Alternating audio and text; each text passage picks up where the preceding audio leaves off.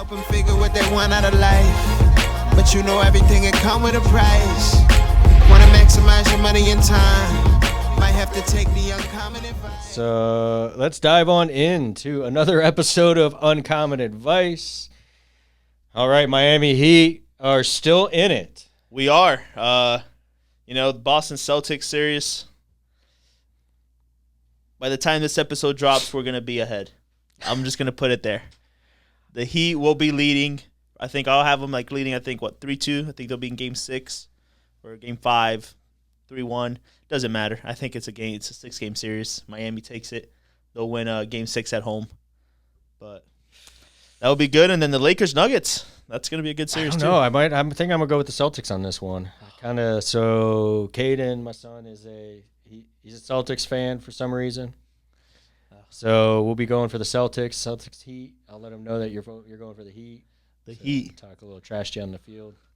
Jimmy buckets. Well, let's see if Jimmy can do it. Hey, last year, Jimmy's words, we'll be back again this year, and we'll get the job done. That was his words last year after he pulled up on Game 7 on a 1-on-1 against Al Horford. He decided to pull a 3, which I know why. He wanted to go for the win. They probably would not have been able to last in overtime. He tried to go for the 3, and it rimmed off the front of the rim. So he said this year they'll get it done. All right, we will see. Time will tell. Well, hey, rematch. Funny thing. You know how the whole thing about the bubble? Everybody's saying the bubble is a fluke because it was a weird year. Well, all those 4 teams that were in their conference championships are back in it. Lakers, Nuggets, Warriors, Miami Heats, Boston. So it's gonna be a fun one. All right, it's gonna be Celtics, Lakers. So let's go. So let's get in behind the marketing this week. We want to dive into. We want to talk a little bit about how we come up with different ideas, how we come up with different brands, right? So we've talked in the past about Financial Maverick being one of our brands and the audience that we go after with that and the subscriber count and how it's growing. We've talked a little bit about American Centrist on here. And let's dive in. People are wondering, how do we pinpoint these brands that we actually want to go after to build going forward? So for us, a big thing is the audience that we're trying to attract. One is it's something that we're interested in, right? Correct, yeah. Is it a topic we're interested in? And then we want to, because that's first and foremost, right? You want to be able to kind of have some things that you're interested in. And actually, a lot of these brands we are going into are spin-offs of the political sites that we've had for all these years, right? So we've got a lot of political news stuff, and we now want to branch out and get into some more stuff that's just not political news, frankly, and that has a little wider audience than just some of that stuff. So, that's an important piece, and we're getting into kind of stuff that we are talking about regular anyways, and then curating that content, and that's one of the big pieces.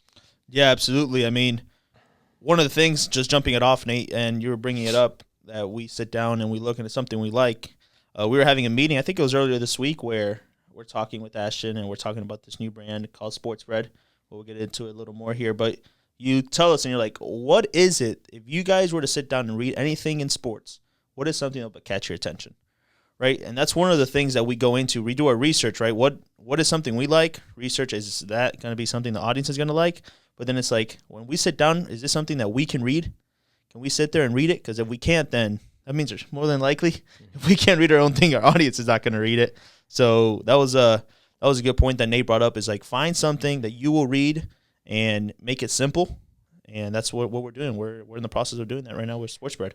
Yeah, I'd say, with Bred, it was a little bit, just to clarify a little bit, that it's more of create something that you would read daily. Correct. Right? Because there's a lot of different options when it comes to news.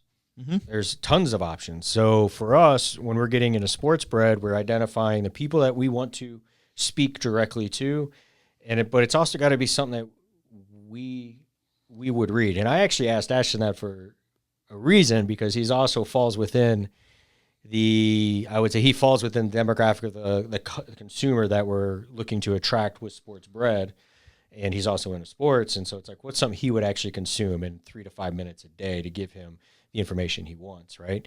And so for one, it's identifying, like you just said, create something other people want to read, that you would read on a daily basis, that others want to read. We're looking at the demographic of who are we going to serve with this content? This brand? Who is it going to serve? Because if we understand who we're going to serve, then we also know what products and what advertising dollars to go after to put within inside of that newsletter, because we are monetizing a lot of these newsletters through advertising dollars. And we're looking at research, right? I mean, there's competitors out there, and it's even if we find the competitors that are successful, it's like, okay, like Nate mentioned in the last episode, people want us to try something new, right? We can be doing the same sports, but maybe we're saying it different or we're showing it different, right? It's not all letters. Maybe it's more videos. Mm-hmm. So there is competitors out there that are very successful that we've been looking into, and that's where we're going to run with it. I mean, researching is, I think, plays a big part of it. I've done it. I looked into three or four of them right off the bat that are doing it, and each one has a different style. One of them is like big on Twitter embeds. They grab different Twitter stuff and they put it. One is more, they focus on the odds on Vegas, like what are the odds of this series or what are the odds of this game. One is more detailed. One is more one content specific base where it's like major event happened last night. They just focus on that one event. There was one that was just a major focus on like Tatum's 51, but there was one that had like 20 Twitter embeds just stuck on it, and it was just small little short sentences and then the Twitter post. So each one has its own different spin-off and flavor, which makes it unique. And for us, if you look at the marketplace of what's really big right now is the online gambling is growing rapidly. And actually, I was just on a phone call with a guy who was telling me about a brand he's working on that they're launching out. And his thing is, what his excitement is, he goes, we are in the infant stages. We're in the beginning stages of online gambling in his mindset, right? And they have a product rolling out that sounded pretty awesome that, frankly, would become an advertiser for us inside of Sports Bred when we are officially live and growing that. But it's, that space in itself has a lot, billions of dollars of advertising inside of it that people are willing to spend. So if you build the audience, the revenue will come. So that's why it's super important when we talk about $1 million audiences. It's because we know that if we build that audience, the advertisers will spend millions of dollars to get in front of it. And so that's why we focus so heavily on owning the audience as opposed to trying to go create the product.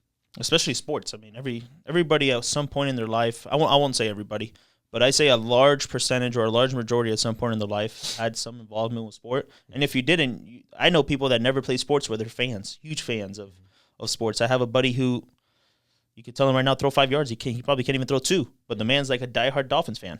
And he just loves sports. And talking into gambling, the reason that's going to keep growing is more and more states are opening it up. Yep. It's North Carolina, hurry up. More and more states are opening it up. So that's growing too. So there's so much opportunity when we go into this research is how we're going to make money, who's out there that we can make the money from, and what content can we create or what way can we stand out, be unique in front of these competitors, against these competitors. Yep. So. Yeah, and in sports, there's a passion. I was at my men's group meeting this morning. It's a Bible study I go to every week, and I started to have a conversation. I was talking about Champions football right here with the guy about our teams and what they're doing and the season and the things that went well and the challenges that we've had, and it was interesting to see him light up. And so our Bible study ended, and him and I sat there for another 45 minutes just talking sports. So like when you get in and youth sports, more importantly, because he's had two of his daughters play D1 volleyball. They've had his son play college. His son-in-law was a really good college quarterback at D1 schools. He went to Auburn and played. But just, to see, like, it's a very passionate industry as well when you get talking to someone that's truly about it, right? Mm-hmm. So especially soccer, Nate, huge soccer fan, as you can see, he's supporting it. He's supporting it right there. Hey, man, I'll tell you what, I make fun of soccer, but at the same time, I also appreciate the sport after my son has played it for so long. Hey, it's a hard sport. He doesn't play it anymore. It's hard. You got to learn how to fake and act and fall on your, get tapped on the shoulder and hold your ankle.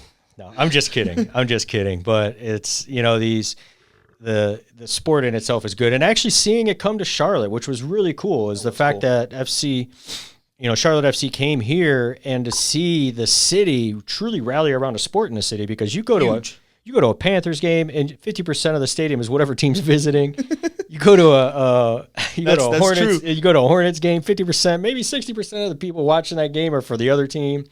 So it was pretty cool to just see how many people came, and it gives the city a sports team to rally around and whatnot, right? As opposed to just being, 50-50 at games. That's funny. It's a true home game experience. And I went to the opening game. It was amazing. It was awesome. That's funny that you mentioned that. So I went a couple years ago to a Seattle Seahawks game.